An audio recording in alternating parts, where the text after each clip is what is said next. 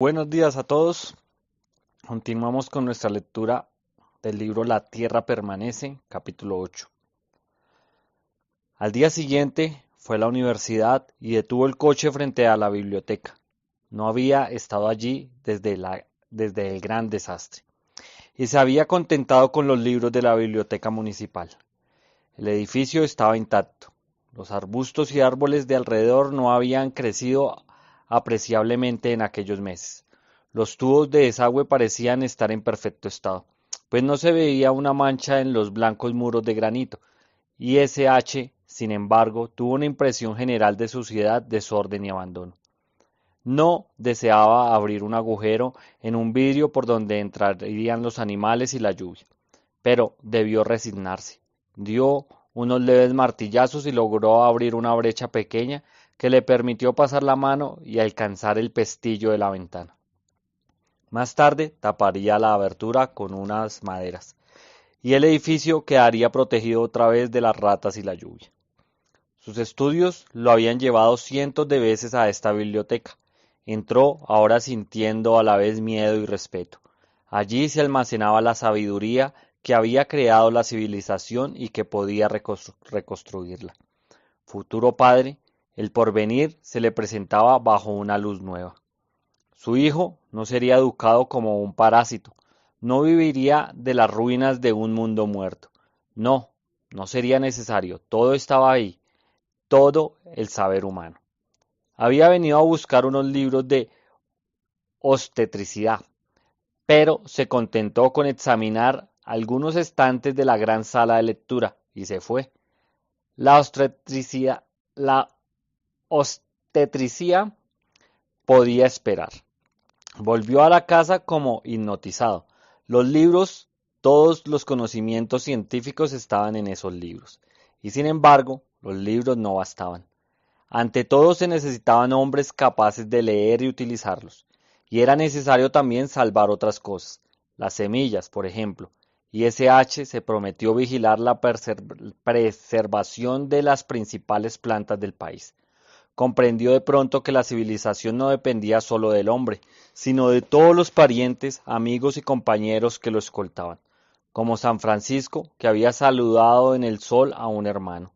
¿Por qué no diría él, oh, mi hermano el trigo? Oh, mi hermana la avena? Y S.H. sonrió. Sí, esta letanía podía prolongarse indefinidamente. Oh, abuela la rueda. Oh, primo el compás. Oh, amigo el teorema de Newton. Todos los descubrimientos de la ciencia y la filosofía podían personificarse y transformarse en aliados del hombre, aunque esas invocaciones fuesen un poco ridículas. Pisó a fondo el acelerador, animado por un entusiasmo juvenil, quería comunicar enseguida sus pensamientos. A trataba, sin mucho éxito, de que Princesa aprendiese a cobrar una pieza. La civilización, dijo Oh, los aviones que vuelan más y más alto y más rápido. Sí, pero también el arte, la música, la literatura, la cultura. Ah, sí, las novelas policiales y esas orquestas de jazz que me lastimaban los oídos. Ella bromeaba indudablemente, pero S.H. se sentía un poco decepcionado.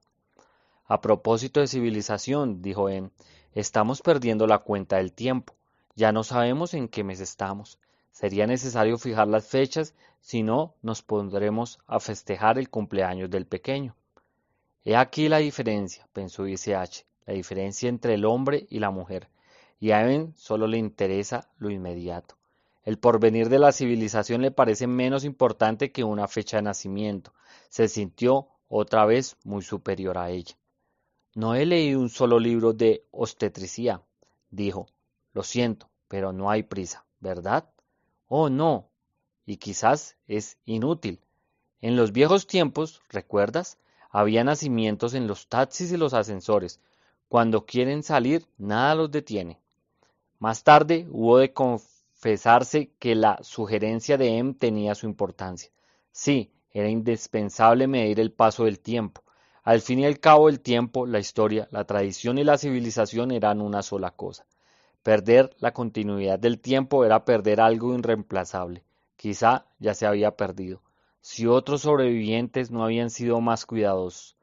Los 7 días de la semana, con su día de descanso, eran una valiosa tradición. Existía desde hacía por lo menos 5000 años y nadie sabía si no se remontaba a épocas anteriores. ¿Podría situar alguna vez exactamente el domingo? Encontrar el primer día del año no sería difícil. Conocía bastante astronomía, y si descubría el día del solsticio y lo relacionaba con el calendario del año anterior, llegaría quizás a establecer la fecha y el día de la semana. Era tiempo de abocarse al problema. De acuerdo con las condiciones atmosféricas y el tiempo que había pasado desde la catástrofe, imaginaba que estaría a mediados de diciembre. Observando las puestas del sol podría descubrir el día del solsticio. Al día siguiente se procuró un anteojo meridiano y aunque no sabía muy bien cómo emplearlo, lo instaló en el Porsche de cara al oeste. Oscureció los lentes con hollín para proteger los ojos de la luz, y sus primeras observaciones le mostraron que el sol desaparecía detrás de las montañas de San Francisco, al sur del Golden Gate. Creía recordar que el extremo meridional del tránsito no estaba muy lejos. Inmoviliza el anteojo y registró el ángulo de la puesta. A la mañana siguiente el sol declinó un poco más al sur. Luego su sistema, como ocurre con todos los sistemas, se hizo añicos. Una violenta tempestad vino del océano e ICH debió interrumpir sus observaciones toda una semana. Cuando el cielo se aclaró, el sol se ponía ya al norte. Bueno, declaró ICH, el error no puede ser muy grande. Si añadimos un día a la hora de la última puesta, estaremos muy cerca del solsticio. Y si le añadimos 10 días, habremos entrado en el año nuevo. ¿No es estúpido?, preguntó él. ¿Por qué? ¿No deberías comenzar el año cuando el sol se dirige otra vez hacia el norte? No sé, pensó eso en un principio y luego hubo una confusión y se perdieron 10 días. Sí, creo que ocurrió algo parecido. Y bien, ¿por qué no hacer coincidir nuestro nuevo año con ese que tú llamas el solsticio? Sería más simple. Sí, pero no puede tomarse libertades con el calendario, es muy antiguo. No vamos a cambiarlo ahora. ¿No lo cambió un tal Julio? Hubo algunas dificultades, creo recordar, pero los cambios se hicieron. Sí, tienes razón. Podríamos reformarlo si quisiéramos. Me siento realmente un hombre importante. Luego, dejando que la imaginación se desbordara, decidieron que en la loma donde vivían había todo un calendario.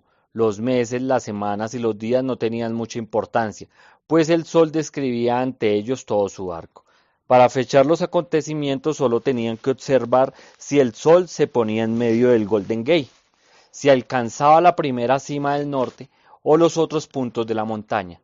¿Para qué dividir el tiempo en meses? Espera, dijo Ben de pronto, las navidades no pueden estar muy lejos. No lo había pensado. ¿Crees que podré bajar a la ciudad antes que cierren las tiendas para comprarte una corbata? Y S.H. la miró sonriendo. Estas navidades deberían ser bastante lúgubres, y sin embargo estoy contento. El año próximo, dijo En, será mejor. Le regalaremos el primer árbol. Sí, y un sonajero, ¿no te parece? Pero más hermoso será cuando tenga un tren eléctrico que yo manejaré. No, pobrecito, no habrá para él trenes eléctricos, aunque quizá nuestros nietos dentro de 25 años puedan disfrutar otra vez de la electricidad. 25 años. En ese entonces seré una vieja. Pensó ahora en el porvenir más que en el pasado. Hasta hace poco tiempo el pasado me obsesionaba, pero ahora, y los años, habrá que señalar los años. Los náufragos en las islas desiertas hacen unas marcas en las cortezas de los árboles, ¿no es así? El niño querrá saber qué día ha nacido. Le servirá para votar o sacar un pasaporte, aunque quizás tú no quieras establecer estas formalidades. ¿En qué año estamos realmente? Es algo bien femenino, pensó ICH, subordinar ideas tan importantes al futuro de un niño que aún no ha nacido. Sin embargo, como siempre, o casi siempre, el instinto de M era infalible. Sería una lástima que se rompiera el hilo de la historia. Los arqueólogos sin duda podrían retomarlo alguna vez, pero podría evitárseles desde ahora ese trabajo. Tienes razón, dijo. Por otra parte, es muy simple Sabemos en qué año estamos y cuando decidamos que ha empezado otro, grabaremos la fecha en una roca. No es tonto comenzar por un año de 4 cifras, dijo Em. Para mí, se interrumpió y paseó a su alrededor una de aquellas calmas medidas que daban a veces la impresión de una dramática intensidad. Para mí, este año será el año 1. Aquella tarde dejó de llover. Las nubes estaban aún muy bajas, pero el aire era claro y limpio. Habrían podido verse las luces de San Francisco si hubiesen estado encendidas y ese H de pie en el porche miraba al oscuro oeste. Inspiraba profundamente el aire fresco y húmedo, sentía aún aquella exaltación. Hemos terminado con el pasado, se dijo. Estos últimos meses, esta cola de año, son solo pasado. Es la hora cero y estamos entre dos eras. Comienza una nueva vida, comienza el año 1. El año 1. Ahora, ante él, en la oscuridad, ya no se extendía un mundo desierto y en perpetuo cambio. En los años próximos se asistiría a la lucha de una sociedad que renacía de sus cenizas y se pondría otra vez en camino. Y él, ISH, no sería el único espectador, o no sería solo eso, sabía leer, tenía ya bastante conocimientos, añadiría otros técnicos, psicológicos, políticos si fuese necesario. Otros sobrevivientes se unirían a él, hombre de valor, que colaborarían en la creación del mundo nuevo. Se prometió buscarlos. Buscaría con cuidado, apartando a todos los desequilibrados y enfermos. Pero en lo más hondo de su ser echaba aún un profundo terror. Em podía morir, y el espíritu del futuro desaparecería con ella. Y sin embargo, este terror no era real. El corazón de Em era una llama demasiado clara. Em era la vida misma. Era posible asociarla a la idea de la muerte. Era la luz del futuro y sus hijos participarían de esa gloria. Oh, Madre de las Naciones, tus hijos te bendecirán. Él solo hubiera seguido viviendo, sintiendo que la muerte se acerca furtivamente como la oscuridad que una vez, al desaparecer las luces, lo habían asaltado desde todos los rincones. Pero Em, con su esfuerzo rechazaba la muerte y la vida renacía ya en un seno. En aquella claridad no había temores. Era raro y aún lógico que el pensamiento de un niño cambiaría así todas las cosas. ISH había conocido la desesperación, ahora lo iluminaba la esperanza. Imaginó el día en que el sol se pondría otra vez en el extremo meridional de su arco, y los dos o los tres irían a esculpir en una roca el número que conmemoraría el fin de año 1. No todo había terminado. La llama de la vida seguiría encendida. Oh, mundo, sin fin, pensó, y con el ojo fijo en el extremo oriental de la ciudad desierta, aspiró a bocanadas el aire fresco y húmedo, y escuchó las palabras que cantaba en su interior. Oh, mundo sin fin, mundo sin fin. Años fugitivos. No lejos de San Lupo había habido un jardín público. Unas grandes rocas componían un pintoresco escenario y dos de ellas, unidas en la cima, formaban una gruta estrecha y alta, una superficie rocosa, lisa y espaciosa como el piso de una pequeña habitación y donde uno podía sentarse cómodamente. Recubría la falda de la loma. En otro tiempo, muy anterior a lo que llamaban ahora los viejos días, había habitado allí una tribu, y en la superficie rocosa se veían aún unos agujeros donde los indios maceraban los granos con piedras. Las estaciones habían cumplido su ciclo, y el sol por segunda vez declinaba al sur de Golden Gate, cuando un día ICH y M subieron por la colina hacia las rocas. Era una serena y soleada tarde de invierno. Em llevaba al bebé, envuelto en una manta suave. Aunque, ya otra vez embarazada, conservaba su ligereza de movimientos, y SH cargaba un martillo y un cincel. Princesa había salido con ellos, pero como de costumbre había desaparecido detrás de alguno de sus conejos. Cuando llegaron a las rocas, Em se sentó al sol para alimentar al bebé, e ICH golpeó con el martillo y el cincel la lisa superficie. La roca era dura, más pronto trazó una línea recta, pero sería divertido adornarla un poco, y, conmemoración del primer circuito del sol del sur al sur, bien merecida alguna ceremonia. Añadió pues un trazo en la base de la línea recta y un gancho en la cabeza, y la figura se parecía así a una L de los viejos tiempos de la imprenta. Terminada su obra, ISH se sentó al sol junto a él.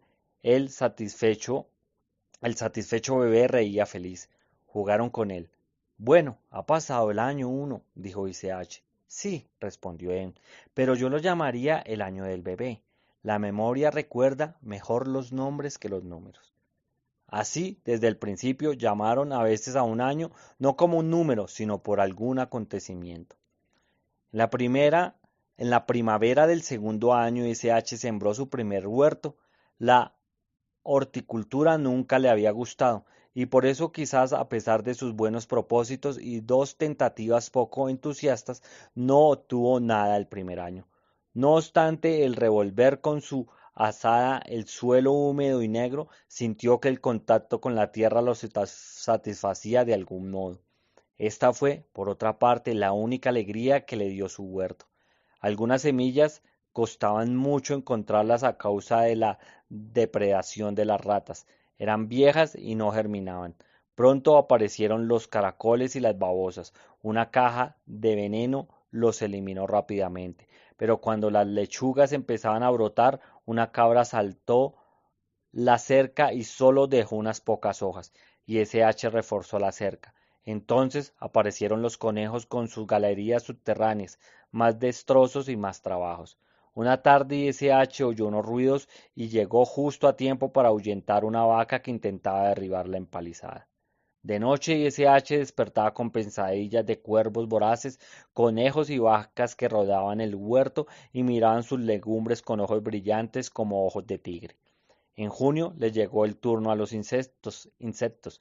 Roció las legumbres con insecticidas, hasta que se preguntó si se atrevería a comerlas luego. Cuando alcanzaran la madurez, los cuervos fueron los últimos en encontrar el huerto. En julio, aunque compensaron la tardanza con el número y SH mató a algunos, pero parecía como si pusiesen centinelas. Cuando él les daba la espalda, caían sobre los macizos y SH no podía vigilarlos todo el día. Los espantapájaros y los espejos los alejaron unas horas, pero los cuervos pronto perdieron el miedo. Al fin, ISH decidió proteger las legumbres con cortinas de alambre y cosechó una planta de lechugas y algunas cebollas y tomates raquíticos. Dejó granar algunas plantas y guardó las semillas para el futuro. Su labor de horticultor aficionado lo había descorazonado profundamente. Cultivar legumbres cuando otros miles de ciudadanos hacen lo mismo es relativamente fácil, pero no ocurre así cuando vuestra huerta es la única en muchos kilómetros a la redonda, y todos los vegetarianos del mundo animal, mamíferos, pájaros, moluscos, insectos, llegan al galope o por el aire, a rastras o a saltos, y aparentemente llamando a sus compañeros con el grito universal de ¡a comer! Hacia final del verano nació el segundo hijo. La llamaron Mary, como habían llamado John al primero, para que los viejos nombres no desaparecieran de la faz de la tierra. La recién venida solo tenía algunas semanas cuando se produjo otro acontecimiento memorable. En el curso de estos primeros años, CSH y M, que llevaban una vida doméstica y feliz, habían recibido de cuando en cuando la visita de algún forastero que pasaba en automóvil y veía el humo de San Lupo. Estos sobrevivientes, con una excepción, parecían sufrir aún la conmoción de la catástrofe. Parecían abejas que habían perdido la colmena, corderos sin rebaño. Sin duda, concluía ISH, los pocos que habían logrado adaptarse se habían afincado ya en algún sitio. Por otra parte, hombre o mujer, la presencia de un tercero era siempre molesta, y SH y M se las arreglaban cuando el intruso decidía seguir su camino. La excepción fue Ezra, y SH nunca olvidó el cálido día de septiembre que Ezra apareció calle arriba. El rostro rubicundo, el cráneo medio calvo más rojo aún, el mentón puntiagudo. Vio a ISH de pronto y sonrió descubriendo los dientes cariados. Buen día, amigo, gritó, con una pizca de acento inglés. Se quedó hasta después de las primeras lluvias. Siempre estaba de buen humor, incluso cuando lo torturaban los dientes, y poseía el don inestimable de que la gente se sintiese cómoda. Los niños tenían siempre una sonrisa para Enra, y S.H. y M hubiesen querido retenerlo, pero temían la vida en triángulo, aun con alguien tan discreto como Ezra. Un día en que la vida sedentaria parecía pesarle, lo despacharon entre bromas, diciéndole que se buscara una hermosa muchacha y viniese a vivir cerca de ellos. Su partida dejó un gran vacío de la casa. El sol iba ya hacia el sur, y cuando fueron a grabar el número 2 en la roca recordaban aún a Ezra, aunque se había ido sin esperanzas de regresar. Era, pensaban, un amigo dispuesto siempre a ayudar, un buen compañero. En su memoria el año se llamó el año de Ezra. El año 3 fue el año de los incendios. En pleno verano el humo ocultó el cielo y más o menos espeso y no se disipó durante 3 largos meses. Los niños despertaban a veces con ataques de tos y los ojos irritados y llorosos. Y S.H. imaginó sin esfuerzo qué ocurriría. No había ya, en aquellos sitios, vastos bosques de árboles gigantescos que el fuego apenas podía dañar. En las regiones boscosas explotadas y saqueadas por el hombre, abundaban sobre todo la vegetación secundaria, espesa y muy inflamable, y montones de ramas dejadas por los leñadores. Esos bosques eran creación del hombre, necesitaban de él, y sólo habían sobrevivido merced a sus vigilancias. Ahora las mangueras estaban enrolladas y se oxidaban los depósitos. El verano era particularmente seco y en todo el norte de California y sin duda también en Oregon y Washington los incendios provocados por el rayo se propagaban rápidamente transformando en braseros los troncos muertos.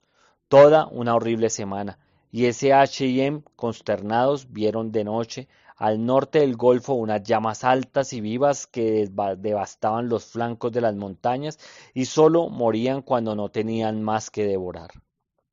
Por suerte, un brazo de mar los separaba de las montañas del norte, y en el sur no hubo tormentas eléctricas. Todo pasó al fin.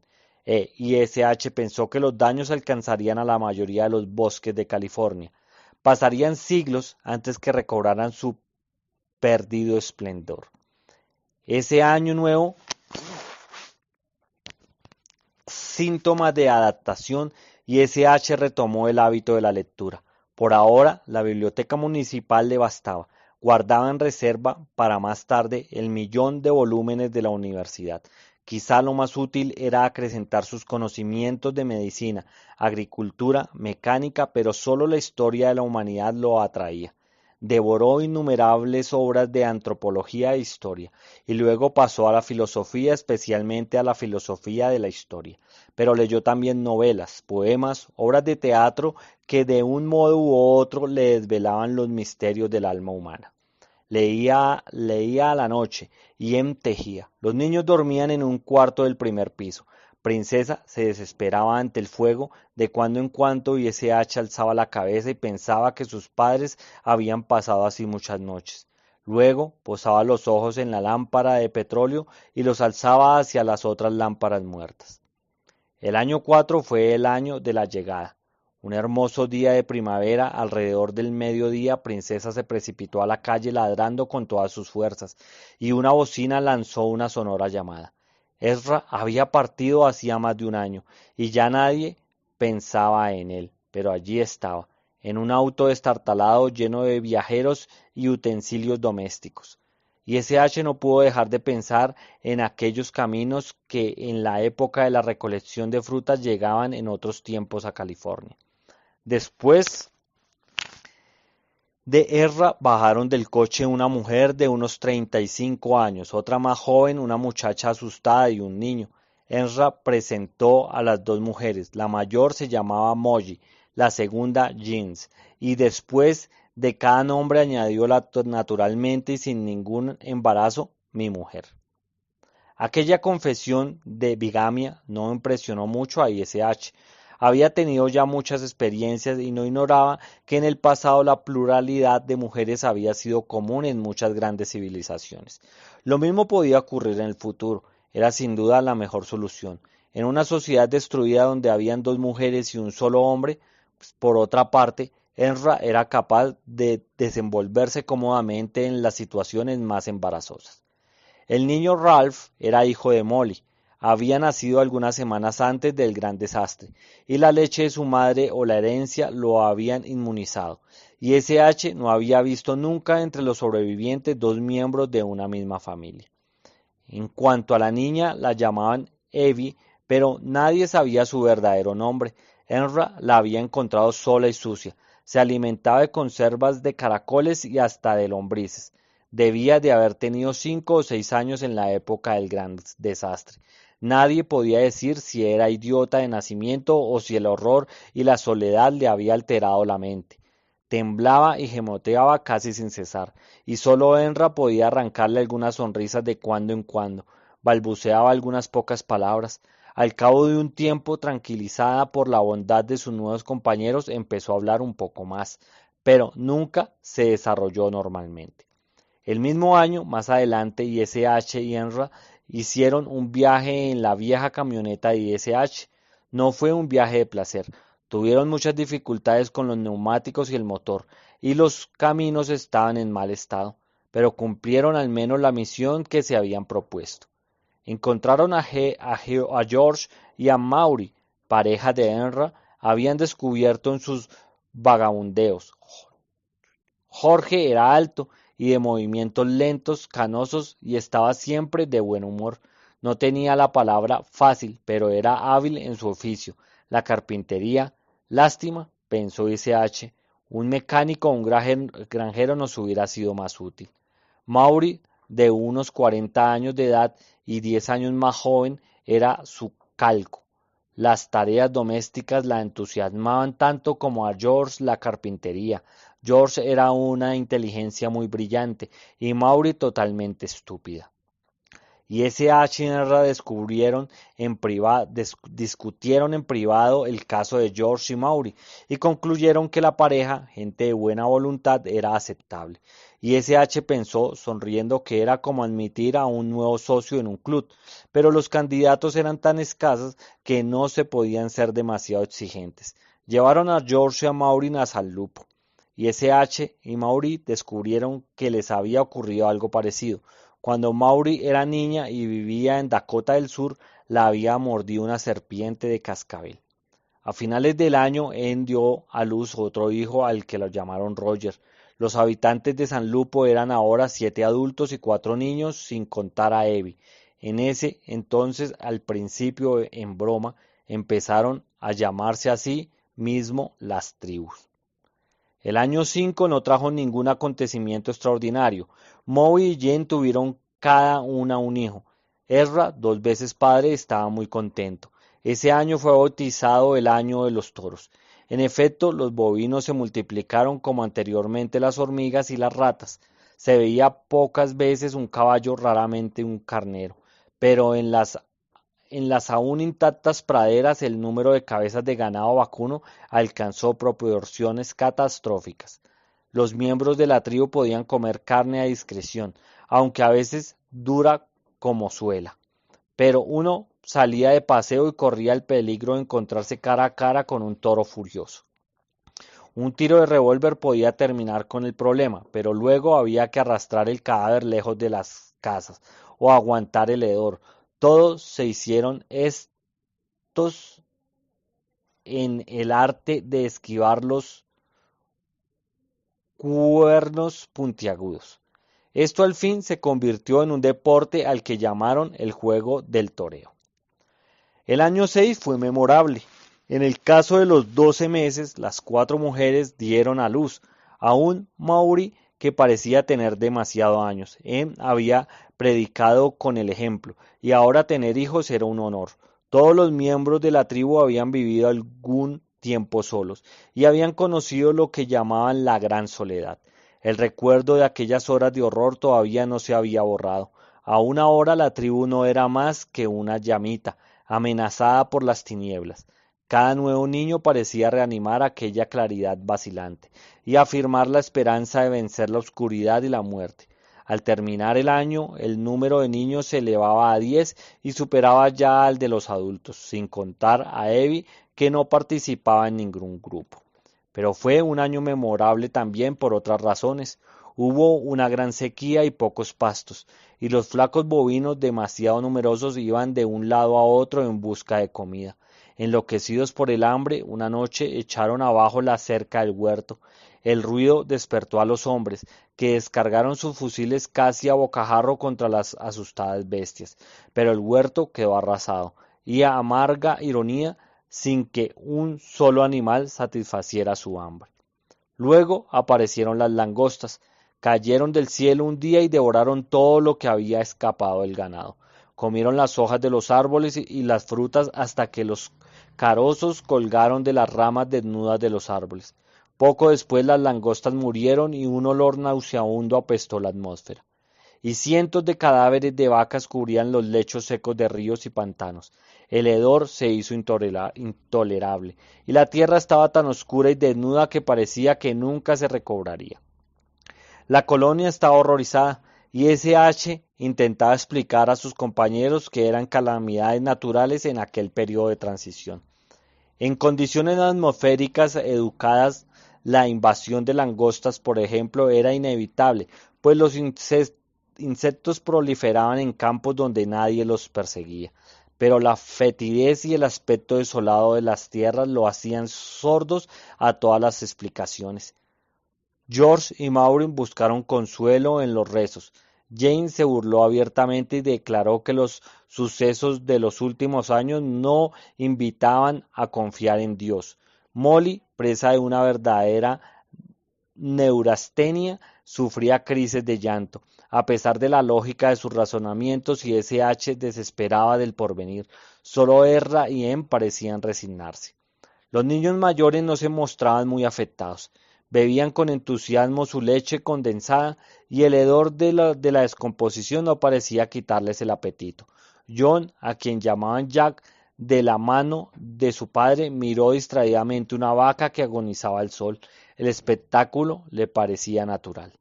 Pero los niños de pecho, salvo el último bebé de En, parecía absorber con la leche la angustia de su madre. Se agitaba y lloriqueaba. Las madres se inquietaban todavía más. Era un círculo vicioso. Octubre fue una larga pesadilla. Y luego ocurrió un milagro. 2 semanas después de las primeras lluvias, una alfombra verde cubrió las colinas. Renació la felicidad. Molly y Maury lloraron de alegría, y S.H. mismo se sintió aliviado, pues la desesperación de los otros había hecho tambalear su confianza y en el poder de recuperación de la tierra. Hasta se había preguntado si no habrían muerto todas las semillas. Cuando llegó el solsticio de invierno, todos se reunieron otra vez en el pie de las rocas para grabar un número y bautizar el año. Titubearon un momento. Si se quería guardar un buen recuerdo, podían llamarlo el año de los 4 niños, pero era también el de las vacas muertas y el de las langostas. Al fin y al cabo, había sido un año de desgracias, así que se llamó simplemente el año malo. El año 7 no fue mejor. De pronto, los pumas invadieron toda la región. No se podía salir sin un fusil y un perro que daba la alarma y no se separaba de las piernas de su amo. Los pumas no se atrevían a atacar al hombre, pero mataron a 4 perros, y uno nunca podía saber si alguna fiera no les caería encima desde la rama de un árbol. Los niños vivieron encerrados en las casas, y S.H. adivinaba sin esfuerzo las causas de la invasión. El año de los toros había sido un buen año para los pumas, y se habían multiplicado. La sequía había diezmado luego de los rebaños, y las fieras carniceras bajaban de las montañas. Un día ocurrió el accidente que todos temían, y S.H. apuntó mal con su fusil a un puma y solo le rozó el lomo. El animal furioso saltó sobre él y lo hirió seriamente antes que Ezra pudiese intervenir, y S.H. cojeó desde entonces un poco y no podía quedarse sentado mucho tiempo en la misma posición. Se cansaba mucho al conducir el coche, pero por ese entonces las carreteras estaban ya muy estropeadas. Los coches se descomponían fácilmente y no había muchos lugares donde ir. Aquel año fue bautizado el año de los Pumas. El año 8 fue relativamente tranquilo. Se le llamó el año de la visita a la iglesia. El nombre divertía a ICH, pues implicaba que el experimento había comenzado y terminado al mismo tiempo. Aquellos 7 americanos pertenecientes a muy distintos cultos y no habían entre ellos ningún fervoroso creyente, y ICH había estudiado el catecismo en la infancia, pero cuando Maury le preguntó a qué religión pertenecía, dijo que era escéptico. Ella, que nunca había oído la palabra, no la entendió y desde entonces llamó a SH miembro de la iglesia escéptica. En cuanto a Maury, era católica, como Molly. Las dos mujeres se persignaban de cuando en cuando o rezaban un Ave María, pero no podían confesarse ni asistir a misa. Aparentemente, pensaba SH, la Iglesia Católica no había previsto que un día no habría nadie en el trono de San Pedro y que los fieles solo serían 2 ovejas sin pastor. George era metodista y diácono, pero carecía de elocuencia y era incapaz de organizar una congregación. Ezra toleraba cualquier creencia, pero rehusaba toda profesión de su fe. Sus convicciones no eran, pues, muy profundas. James había sido miembro de una vociferante secta moderna, los Hijos de Cristo, pero en el momento del gran desastre las plegarias de los fieles habían quedado sin respuesta y habían perdido la fe. En que no recordaba voluntariamente el pasado, era reticente. A ISH le parecía que no rezaba nunca, pero de cuando en cuando, y aparentemente sin entusiasmo religioso, entonaba algunos cánticos y espirituales con su cálida voz de contralto. George y Maury, olvidando la larga enemistad de sus iglesias, fueron los primeros en hablar de oficios religiosos, a causa de los niños. Apelaron a ISH, que era una especie de jefe, sobre todo en las cuestiones intelectuales. Maury, mostrando un amplio criterio, declaró que no se opondría a que los servicios se celebraran a la manera escéptica. ISH se sintió tentado. Poco le costaba fundar una religión mezclando los ritos de distintos cultos. Daría así a sus compañeros una sensación de comodidad y confianza que en verdad necesitaban a menudo, y la comunidad sería más unida y fuerte. George y Maury y Molly se adhirieron con entusiasmo. Jane se convertiría. Ezra no habría objeciones, pero la mentira repugnaba a ICH, y él no lo olvidaba, no se dejaría engañar. Al fin celebraron un oficio todos los domingos. George había llevado cuenta exacta de los días de la semana. Cantaban cánticos, leían pasajes de la Biblia y de pie, con la cabeza desnuda, alzaban al cielo una plegaria silenciosa. Pero durante esos minutos de silencio ISH nunca rezó. Y Ezra hicieron probablemente lo mismo. Jen, resueltamente hostil, no se unió a sus compañeros. Con más fervor o más hipocresía, ISH hubiera podido convencerla. Pero en realidad aquellos oficios dominicales favorecían más las querellas que la unidad, y la impostura más que la religión. Un día de pronto ISH decidió interrumpir los oficios. Diplomáticamente declaró que los rezos en silencio se prolongarían indefinidamente, pues cada uno los diría en su corazón según su deseo. Molly opinó que la idea era conmovedora y derramó unas lágrimas. Así, el experimento religioso tuvo buen fin. A principios del año 9, la colonia se componía de 7 adultos, incluida Evie, y 13 niños de distintas edades, desde los recién nacidos hasta Ralph, el hijo de Molly, que tenía 9 años, y Jack, el hijo de ICH, y Em, de 8. Todos miraban con optimismo el porvenir de la tribu, nombre que había adoptado definitivamente. Los nacimientos eran recibidos siempre con gran regocijo, como si las sombras retrocedieran un poco más, y se ampliaría el círculo de luz. Poco después del año nuevo, un anciano de buen aspecto llamó una mañana a casa de George. Era uno de esos viajeros que de cuando en cuando, pero cada vez más raramente, venían a pedir asilo. Lo recibieron con los brazos abiertos, pero como otros no pareció emocionarse con esa hospitalidad. Solo se quedó una noche y partió sin despedirse. Casi enseguida todos se sintieron mal e irritables. Los bebés lloraban, de pronto se declararon anginas y resfriados y dolores de cabeza. Una epidemia había caído sobre la tribu. En los últimos años la salud de toda la comunidad había sido increíblemente buena. A Erra y a algunos otros les habían dolido las muelas. George se quejaba de dolores articulares a los que daba el viejo nombre de reumatismos. A veces una herida se infectaba, pero hasta los resfriados no eran más que un recuerdo, y solo dos enfermedades aparecían de cuando en cuando. Una de ellas atacaba a los niños, mostraba muchos síntomas del sarampión, y quizás lo era. La otra empezaba un violento dolor de garganta, pero las sulfamitas la hacían desaparecer tan rápidamente que a nadie conocía su curso. Mientras hubiese sulfamita en las farmacias y SH no creía necesario permitir que la enfermedad evolucionara para satisfacer una mera curiosidad científica.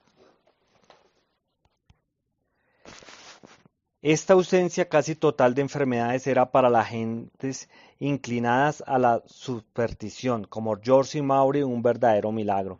Imaginaban que Dios había castigado a la raza humana con una terrible epidemia y que ahora, a guisa de compensación, había decidido suprimir los males menores. Del mismo modo, después del diluvio había mostrado en el cielo el más hermoso de los arcoíris, señalando así que su ira se había calmado. Para ICH la explicación era más simple. La muerte de tantos seres humanos había roto la cadena de la mayoría de las infecciones, y muchas enfermedades habían muerto, podía decirse, junto con sus bacterias. Seguían existiendo, desde luego, las enfermedades de los organismos gastados, como el aneurisma o el cáncer o el reumatismo de George. Y los animales transmitían también algunos males como la tularemia, aquí y allá. Algún sobreviviente afectado de alguna enfermedad crónica la transmitía a los otros. Así, sin duda, había sobrevivido el sarampión.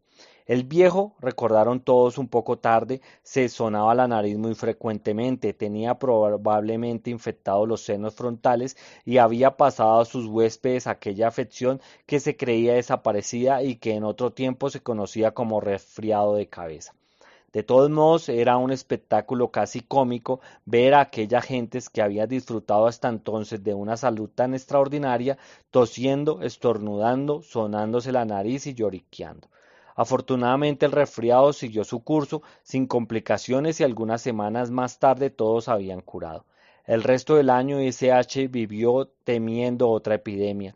La infección latente podía rebrotar y propasarse a toda la tribu. Pero el calor de aquel verano particularmente seco terminó con los últimos microbios, y SH se felicitó. En los viejos días se había resfriado muy a menudo y ahora decía, no totalmente en broma, que la desaparición del resfriado compensaba ampliamente la pérdida de la civilización. El otoño, sin embargo, trajo desgracias mayores. Sin que se supiera exactamente por qué 3 niños sufrieron unas fuertes diarreas y murieron, probablemente habían ido a jugar a alguna casa de los alrededores y habían encontrado algún veneno, un insecticida quizá, lo habían probado por curiosidad, lo habían encontrado dulce y se lo habían repartido. Aún muerta, la civilización tenía sus trampas.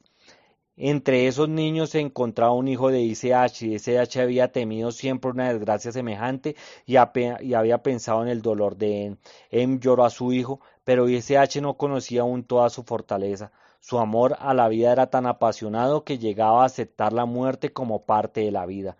Molly y Jen, madre de los otros niños, manifestaron ruidosamente su dolor y rechazaron todo consuelo. Habían nacido 2 nuevos niños, no obstante, por primera vez el número total de la tribu había disminuido en el curso de 12 meses. Ese año se llamó el Año de los Muertos. El año 10 pasó sin incidentes y tuvieron dificultades en encontrar un nombre, pero cuando llegaron a la roca e ICH tomó el martillo y el cincel para grabar los números, los niños por primera vez manifestaron su voluntad y decretaron que ese año sería el año de la pesca. Algunos meses antes habían descubierto que en la bahía abundaban unos magníficos róbalos y habían organizado alegres partidas de pesca. Estos peces eran un buen alimento y habían sido auténticas fuentes de diversión. En general, pensaba ICH bastante sorprendido, nadie parecía buscar distracciones. Había tanto que hacer para asegurar el bienestar material y esta tarea brindaba tanta satisfacción que los juegos no les tentaban. En el año 11, Molly y Jen tuvieron niños, pero el niño de Molly no sobrevivió al parto. Fue una gran desgracia, era el primer niño que moría al nacer. Ahora todas las mujeres eran hábiles comadronas. Quizá Molly tenía demasiados años. Cuando llegó a la hora de bautizar el año, hubo una discusión entre viejos y jóvenes. Los padres habían elegido un nombre, el año de la muerte de Princesa. La perra había muerto luego de algunos meses de enfermedad. Nadie conocía su edad exacta cuando ICH la había recogido. Tanto podía tener un año como 3 o 4. Había sido hasta el fin la misma princesa, con la que se tenía todos los miramientos, caprichos, siempre dispuesta a seguir la pista de algún conejo imaginario cuando uno la necesitaba. A pesar de tantos defectos, sabía hacerse querer, y durante un tiempo había vivido en San Lupo casi como un ser humano. Ahora tenían docenas de perros, casi todos hijos, nietos y bisnietos de princesa, que desaparecían de cuando en cuando para encontrar un viejo amigo entre los perros salvajes o elegir un nuevo pretendiente. Luego de tantos cruces, sus descendientes eran de una raza incierta y no se les parecía ni por la talla, ni por el color, ni por el carácter. Pero para los niños Princesa era solo una vieja perra, no muy interesante, con la que no se podía contar. Según ellos, el año debía llamarse el año de las esculturas de madera, y luego de algunas dudas y H se mostró de acuerdo, aunque Princesa había sido su amiga. Lo había arrancado a tantos tristes pensamientos, lo había librado del miedo y lo había llevado con saltos y ladridos a la casa donde habían encontrado a Em, y quizás sin ella hubiera continuado su camino, pero Princesa había muerto ahora y pertenecía al pasado. Pronto los niños ni siquiera recordaron su nombre. Princesa se hundiría en el olvido. A ICH se le heló el corazón. Él también envejecería y sería una sombra del pasado. Lo llamarían un tiempo vieja momia. Luego moriría y lo olvidarían. Así ocurría siempre. Y luego, mientras los otros discutían, pensó en las esculturas en madera. Había llegado a ser una manía como las pompas de jabón y el mahjong de los viejos tiempos. De pronto todos los niños habían invadido los aserraderos en busca de hermosas maderas de abeto para tallar en ellas bueyes, perros u hombres. Los primeros ensayos fueron torpes, pero algunos niños pronto se mostraron muy diestros. El entusiasmo se apagó con los días, aunque siguió siendo un pasatiempo agradable para las tardes de lluvia. Y S.H. había estudiado bastante antropología para saber que todos los pueblos tratan de expresarse artísticamente y preocupaba que la tribu no manifestara ningún talento especial y se contentará con vivir a la sombra del pasado, escuchando discos en los fonógrafos de cuerda y mirando viejos libros ilustrados. Le alegró, por lo tanto, aquella moda de la escultura. Aprovechó una pausa en la discusión para apoyar a los chicos. El año se llamó Año de la Escultura de Madera. Según ISH, ese año tenía un valor simbólico, pues señalaba una ruptura con el pasado y un paso hacia el porvenir. Sin embargo, el nombre no tenía quizás tanta importancia y él exageraba su significado. El año 12, James dio a luz a un niño muerto. Como compensación tuvo el primer par de mellizos. Se los llamó Joseph y Josephine, y luego Joy y Josey. Aquel fue, pues, el año de los mellizos. El año 13 vio nacer a dos niños robustos. Fue un año tranquilo y agradable, sin sucesos de importancia. A falta de algo mejor, se le llamó el año bueno. El año 14 se pareció al 13 y fue el segundo año bueno. El año 15 fue excelente y pudo haber sido el tercer año bueno, pero había algunas diferencias y SH y todos los mayores sintieron otra vez la vieja soledad y la amenaza de las tinieblas. No aumentaba, es disminuir, y aquel era el primer año sin nacimientos. Todas las mujeres, Molly, James y Maureen, envejecían, y las niñas eran todavía demasiado jóvenes para casarse, excepto Evie, la idiota, que nunca debería tener descendencia. El año no había sido pues enteramente bueno y no merecía ese título. Los niños recordaron que ese H había encontrado su viejo y asmático acordeón. Agrupado a su alrededor, habían cantado juntos viejas canciones como El hogar de la montaña y Ella vendrá por la colina, y los niños propusieron el nombre del año que cantamos. Nadie, sino ese H, pareció advertir en el nombre una confusión gramatical. El año 16 se celebró el primer matrimonio. Los novios fueron Mary, hija mayor de ISH, y y Ralph, hijo de Molly, nacido poco antes del gran desastre. En los viejos tiempos un matrimonio entre criaturas tan jóvenes hubiera parecido prematuro y hasta poco decente, pero las antiguas normas no tenían ya vigor, y ISH y en la intimidad pensaron en el pro y el contra. Mary y Ralph no estaban perdidamente enamorados, pero desde un principio habían sido destinados el uno al otro. Era un matrimonio de conveniencia, como las antiguas bodas reales. El amor romántico, pensó ICH, había caído también víctima de la epidemia. Maury, Molly y Jane querían una verdadera boda. Según su propia expresión, separaron un disco de Loughran y prepararon un vestido de novia de seda blanca con velo y corona. Pero para ICH estos ritos hubieran sido una horrible parodia del pasado. Con su reserva habitual, se mostró de acuerdo.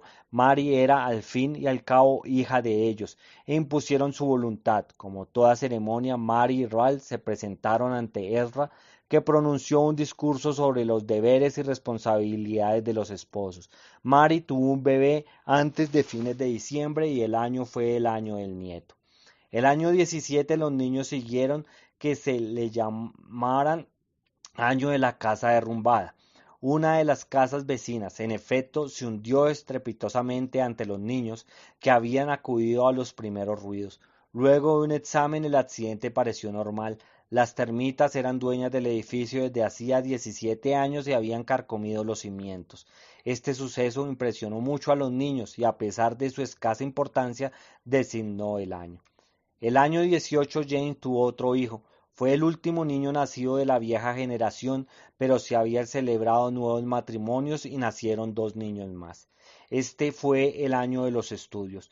En cuanto a los primeros años alcanzaron la edad escolar, y SH intentó enseñarles a leer y escribir y transmitirles algunas nociones de aritmética y geografía, pero le era difícil reunir a sus alumnos ocupados en sus tareas o juegos, y los estudios no habían adelantado mucho. Sin embargo, los de más edad sabían leer casi correctamente o habían sabido leer en otra época. Y SH se preguntaba si la mayoría, por ejemplo Mary, madre ahora de dos niños, sabría deletrear polisílabos. Mary era su hija mayor, y aunque la quería mucho, debía reconocer que no era en verdad una intelectual. En ese año 18, ICH hizo otro esfuerzo y trató de reunir a todos los niños de edad de aprender para que no fueran totalmente ignorantes. Tuvo éxito un tiempo. Luego los escolares lo abandonaron. No supo jamás si había obtenido algún resultado y sufrió una amarga decepción. El año 19 fue llamado el año de alce a causa de un incidente que impresionó a los niños. Una mañana Evie, asomada a la ventana, gritó algo con su rara voz ronca, señalando afuera con el dedo. Miraron y vieron un animal desconocido. Era un alce, el primero que se había aventurado en esos parajes. Sin duda los rebaños se habían multiplicado y ahora bajaban del norte a recuperar las posesiones que el hombre les había arrebatado. Para el año 20 todos estuvieron de acuerdo, el año del terremoto. El viejo volcán de San Leandro había vuelto a la actividad y una madrugada una violenta sacudida seguida de un estrépito de chimeneas que caían despertó a la tribu. La casa, habitadas, soportaron el fenómeno gracias a George, que las mantenía en excelente estado, pero las que habían sido roídas por las termitas, minadas por las aguas de las lluvias o carcomidas por el moho, se derrumbaron rápidamente. Los escombros cubrieron las calles y el terremoto acabó así el lento trabajo del tiempo. Para el año 21 ICH había elegido un nombre, el año de la mayoría de edad. Los miembros de la tribu eran ahora 36, 7 abuelos, Evi 21 hijos y 7 nietos. Sin embargo, ese año, como muchos otros, conmemoró un incidente sin importancia. Joy, uno de los mellizos, los más jóvenes de los hijos de ICH y M, era un muchacho despierto, aún menudo para su edad, y menos dotado para los juegos que la mayor parte de los otros niños. Como Benjamín era el favorito de sus padres, sin embargo, en aquella tropa de niños pasaba un poco inadvertido y acababa de cumplir los 9 años.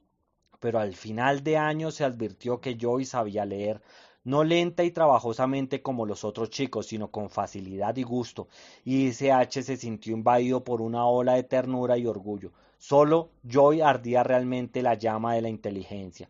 Los otros lo admiraron también y todos de acuerdo declararon que el año sería llamado el año en que Joy leyó.